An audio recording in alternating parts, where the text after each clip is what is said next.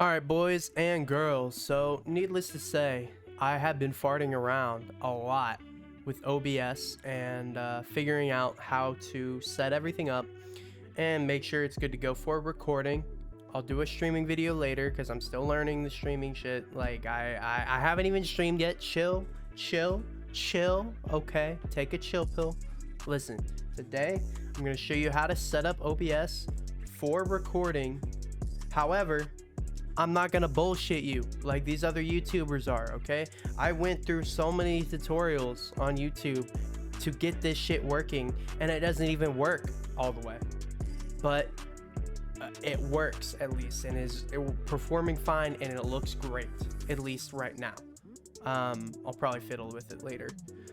So, without further ado, let me take you to my desktop real quick.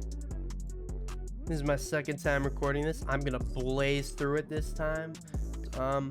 First things first, when you install OBS, whether you use Streamlabs or OBS, they are both the same program. Get that in your head. They're both gonna be the same. There's no differentiation between settings. It's just OBS is a much more bare bones experience. It's not as bloated in my opinion.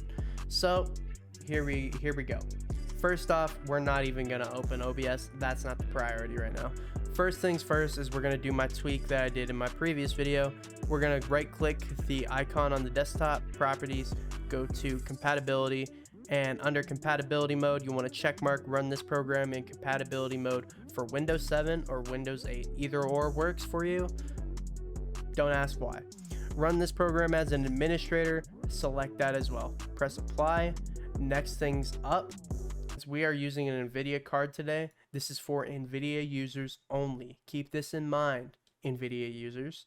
In the bottom left-hand corner where your search bar is, you want to type in graphics, and it's going to pull up graphics settings.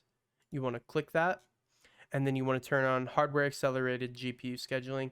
I haven't farted around with it a lot, but it seems to have improved my performance, particularly with exporting and actually getting solid frame rates rather than just being choppy, which is the main problem I've been having recently with OBS. I don't know why. So here's what I did. You want to click browse, or no. First off, you want to choose an app to set preferences. It's going to default to Microsoft Store. Select desktop, then click browse. Once you click browse, you want to go to this PC, C drive, program files, and then you want to find OBS Studio. Once you find that, you go to bin, 64-bit, click on that beautiful exe, add it, and then once it's added, you're not done yet. Click options, and then you want to set to high performance to whatever card you have. Click save, and you're good to go there. I'm not so sure if you need the hardware accelerated GPU scheduling on. I'll get back to you on that. Next things up, these are all the settings I'm taking you through right now to help you make the experience more pleasurable and not as where you have to look up, how do I fix this? How do I fix that? How do I fix this? I'm here to help you with that. Next things up, this is also for NVIDIA users, but AMD users have the same thing. Unfortunately, I don't have an AMD card on hand, but in the relive settings, you can adjust certain programs to run what I'm going to do here in NVIDIA. So that being said, if you're running an NVIDIA card, you want to open up your NVIDIA control panel. You can either type it in here in the search bar or go down to the bottom right, find the NVIDIA symbol, right click, NVIDIA control panel. That's going to pull this up, and you'll probably be at adjust image settings with a preview. Don't worry about that. Go to manage 3D settings, and it'll leave you on global. Go to program settings, and then you want to click add. Once you click add, you want to click browse. Once you click browse, same thing as before that we did with the graphics settings. So this PC, C drive, program files, not times 86, OBS Studio, bin, 64-bit, OBS 64. Double click it. I already have it added, so I don't need to worry about it. Once you have it added, it's going to pull up some of this. Don't get freaked out. There's a lot of options. I understand. All right. All we need to do is CUDA GPUs, use these GPUs, GTX 1080 or whatever card you have, click OK. Make sure that's your priority. Open GL rendering GPU. You want to select, instead of auto select or use global setting, your discrete graphics card. Once you're done with that, click apply. You're good to go there. And that's all for everything outside of OBS. Now we're getting into the nitty gritty. OBS's bones. So first thing we're starting off with today is you want to open up your settings menu, obviously. And we're going to start with the general tab. All right. Theme, dark. If you use white, you are the scum of the earth, and I don't know why you're streaming. I'm kidding. I'm not being honest, but seriously, why? Why? Just why? Are you even human? Anyway, that's all on this main tab that you need to worry about. There's nothing else here that matters. Stream, if you're streaming, obviously you would link your account here and set that up. I'm not streaming. This is for recording only. Output is the next tab that you want to go through. You're going to have streaming and recording. Go straight to recording. Type standard recording path. Select a recording path that you have. I would put it on an alternative hard drive from your video games and from your operating system. I have to use it for my video games because all my other hard drives have died, unfortunately, because they were that old. Audio tracks, you can have multiple audio tracks in OBS. However, personally, this is a personal preference. I like one audio track because I'm able to just balance my vocals and the game audio through down here in this mixer. And then after that, I can add background music through Sony Vegas 16. Anyways, next up, you're going to have the selection of an encoder. You're going to have the choice between X264 or NVENC X264. What's the difference, you may ask me? One is prioritizing your CPU. The other is prioritizing your GPU. However, NVIDIA NVENC, this is only for NVIDIA users again, is so goddamn amazing. I will never use the other one ever again. X264 is so slow in comparison because it's relying on your CPU. Every time I try using the other one, it's at 90% usage all the time. My CPU is. Sometimes it won't even let me record the video. Crazy, right? Because that's what it's here for. Anyway, NVIDIA NVENC new is the one you want to select. If you have to, 264 will work as well. It sucks, but it'll work as well. So, rescale output, I'm going native 1080p. If you have anything less than a 1060, please rescale your monitor's resolution to 720p, or the output of the video to 720p. You are shooting yourself in the foot. You could have more quality on that 720p video by adjusting the bitrate than you can on that 1080p video. I know the pixels are nice, but it's going to look blurry and it just bloated like a water painting. So here's how we're going to fix that. For me, I'm not enabling rescale output because I can handle 1080p recording. Rate control is your next setting here. All right. So you're gonna have 4 options. Let's start with lossless, old faithful. Back when Fraps was a thing, Fraps uses lossless. There was another program, I can't remember what it's called, but it was very popular. It was right next to Fraps at the time. It was a D3 or DX something. I forget what it's called, but the lossless on OBS is a mixed bag. Sometimes it'll work and sometimes it won't. Your preset will be predetermined. You will have no choice in the matter unless you have an RTX card. At least I'm pretty damn certain.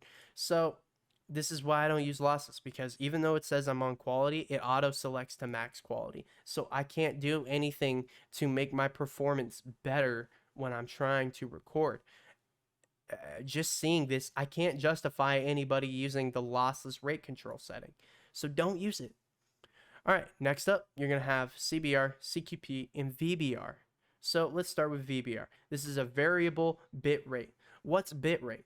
Bit rate for your computer is basically the amount of, not pixels, but the amount of detail that is being rendered through that picture, if that makes sense. So think of it like a resolution scaler in a video game. where if you had a variable resolution scaler, say you wanted to run at 60 FPS 1080p, but your GPU is too bad for that. So you have the option to set between anywhere between 70 and 100% resolution scaling, but you want to keep that frame rate at 60. So it'll try its best to lower the image quality in more demanding areas to make that frame rate stay up. So if you really want to prioritize 60 FPS 1080p, you can use variable bitrate. However, do not make your bitrate here, the minimum, lower than 12. Here's why.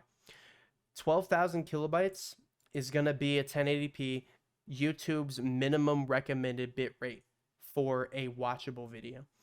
8,000 is YouTube's recommended bitrate for a 720p video, minimum. So what you're going to want to do is move it up by increments of 2,000. I started at 12K and I moved by increments of 2,000 and eventually found myself sitting at 22K kilobytes per second, aka my bitrate. So that in mind, you're going to want to do this by launching the most demanding game you have on your computer, because NVENC, NVIDIA NVENC, is using your graphics card to render the video.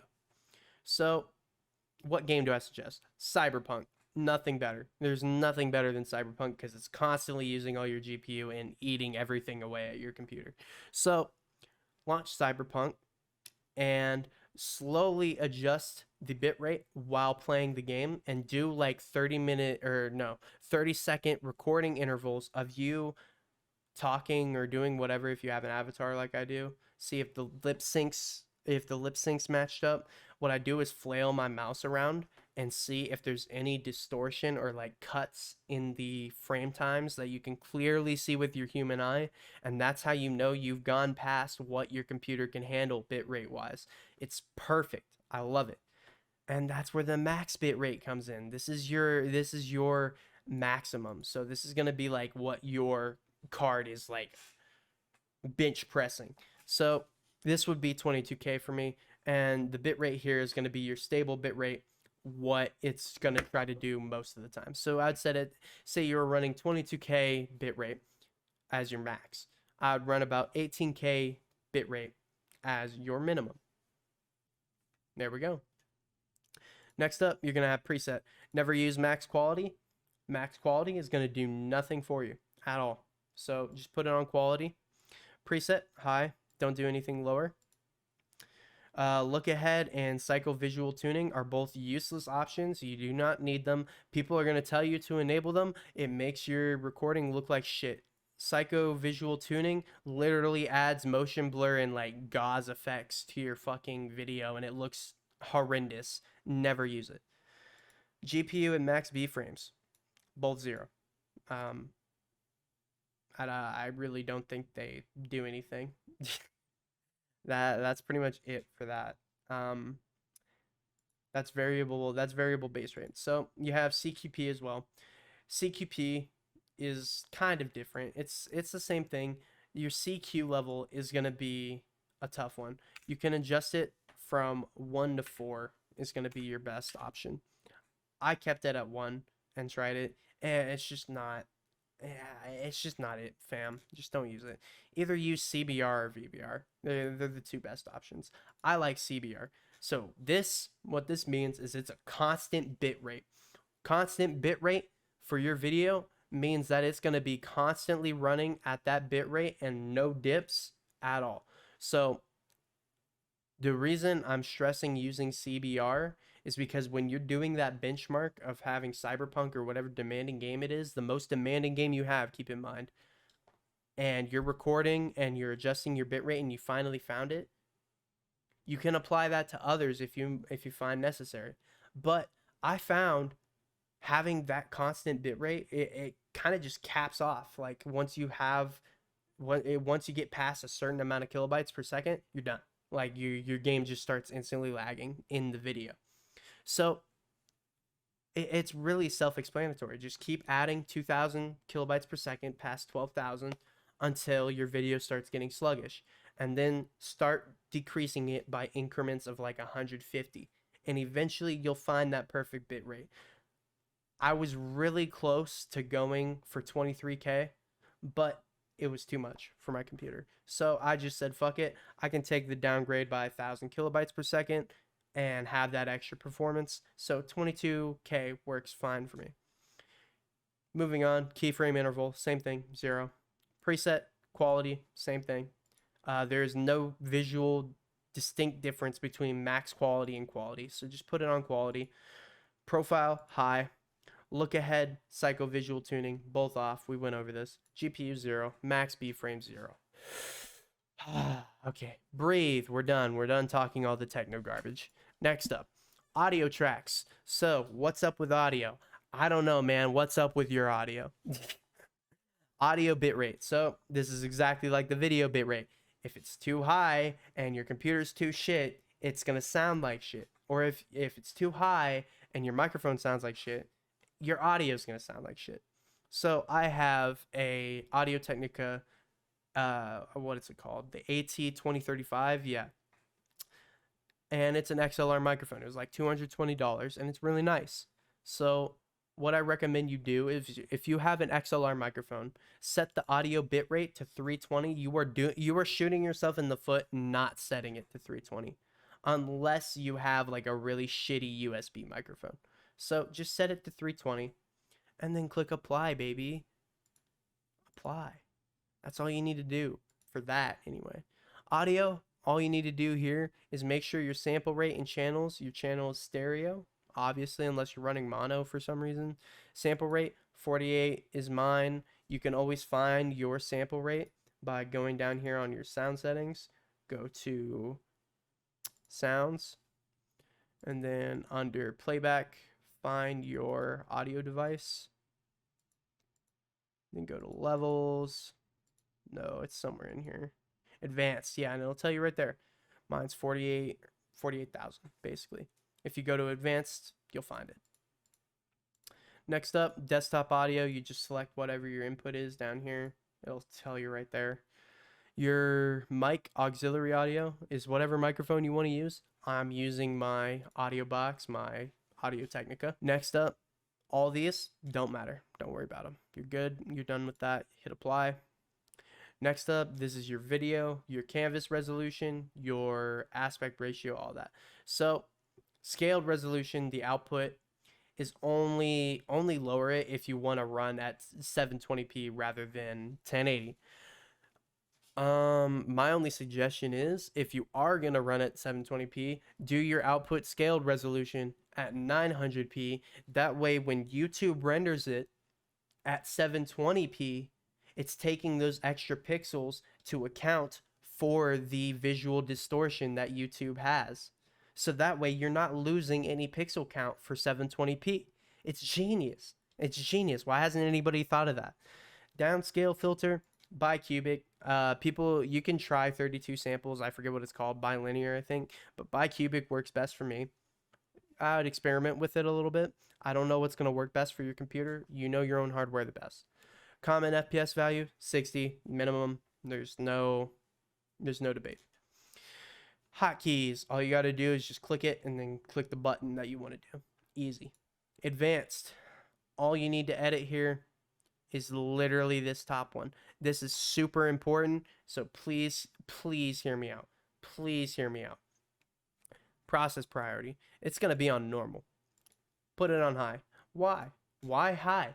Why high? Why smoke weed? Well, this is why. Because if it's not on high, your frames will never be high while trying to record while high. That's a mind bender for you. But basically what it's going to do is, this is going to increase its priority on Windows and is going to allow it to basically use your system resources more than it's normally allotted, which is perfect. That's exactly what you want, because OBS already has a problem with not using your CPU or any of your components. Look, I mean, even in the bottom right, it says it's using 1.8% of my CPU. Come on, bruh. All right.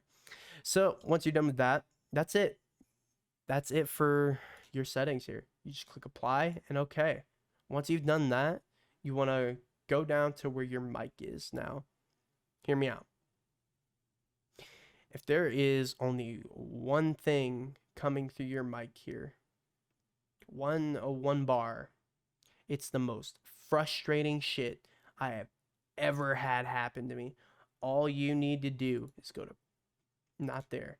You need to click the cog, advanced audio properties, and where it says here, this is for anybody with an XLR microphone, checkmark mono on your mic. Now it's going to make it to where both your audio tracks, here, I'll show you, live example. Look, so now I'm only speaking through your left side. And now I'm speaking through both. So just turn mono on. People are complaining like, oh, it's not stereo. Shut up. Who cares? Nobody cares, okay? It sounds good either way. It sounds good. So that's it for getting your microphone to properly work and get it adjusted for whatever you're trying to do on OBS, whatever your endeavor is. So next option, and finally where I'm leaving it be, is filters. Click the cog on your mic, aux, whatever it is, and then you want to click filters. Here, you're going to have nothing here, but you're going to have a plus, minus, and 2 arrows. Click the plus and add noise suppression first. You're going to have 2 options. You're going to have speaks, and you're going to have RN in noise. Use RN in noise. CPU is barely used in OBS unless you're using X264. So keep that in mind. If you are using X264 encoding, use the other form of noise suppression. If you are using GeForce NVENC or whatever, use RNN noise, because when you use X264 in your video settings, it will use all your CPU. I'm not going to cap with you. It will use all of your CPU. Do not expect to have any CPU room left. So mine's on RNN noise because I prefer to have my GPU do the heavy lifting. Next up, you're going to click the plus again, and you're going to go to noise gate. On noise gate, this is going to be basically your open and close threshold of when a sound is played that's not your voice. So I'll give you an example. My keyboard. You can hear that. Now you can't.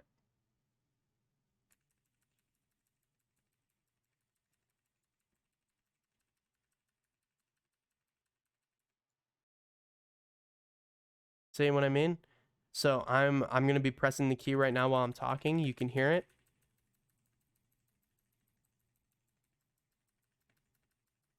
And now you can hear it again while I'm talking again. It's really just a beautiful thing. So you're going to have to fine tune it, obviously. Close threshold, I would keep anywhere between -12 and -15 decibels. That's going to work best for you. I'm a pretty quiet person, so it might have to be higher for you. Who knows? That's up to you. I'm a quiet person. I'm chill, so whatever. Open threshold is going to be much lower decibel because this is going to be where your microphone is open. Or it's going to be fucking, yeah, open and available to speak. Closed threshold is when if it hears anything louder than that or quieter than that, it's dead silent. Or it might be open. I don't know. Fart around with it. Just know that closed threshold has to be higher than open threshold. It has to be at a higher decibel than open. Moving right along. Click the plus and then go to compressor. This is probably debatably the most confusing thing in here if you're not a audio whiz. So ratio, what it's saying is your ratio to compression to vocals of natural vocals. A lot of people are saying 2.0. I like 4.0. It makes my voice more boomy, in my opinion, and less nasally. I still sound pretty nasally, but not as bad as I do in real life. Threshold, this is going to be your threshold of when it's going to start compressing your audio to make you sound quieter. So let me give you an example.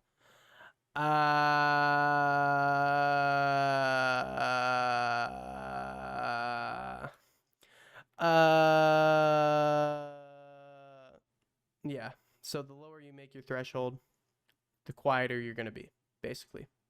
So lower your threshold until you find a spot to where you're not hitting red.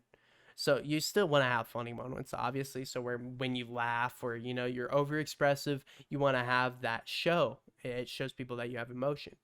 So have it somewhere at a decent amount, but somewhere to where it's not going to make you completely cut out when you're in the middle of like a scream or something for a reaction or whatever.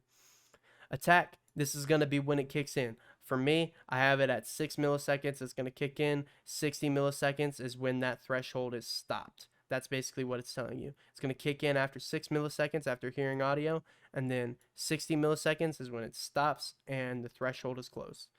Output gain, I keep it at 0 because we're going to add gain now. So, moving right along, you want to click the plus and gain, obviously. All this does is it increases your microphone volume. That's it. Super simple. Now you may be asking me, why do I have this down here lowered and this up here up? Honest to God, I couldn't tell you. I prefer to have both. I like how I can, I don't know. I like the flexibility of it. And that's it. That's literally it. These YouTubers make it seem so hard, but that's literally it, man. That's it. It does a beautiful job at rendering scenes. I'll give you an example right here.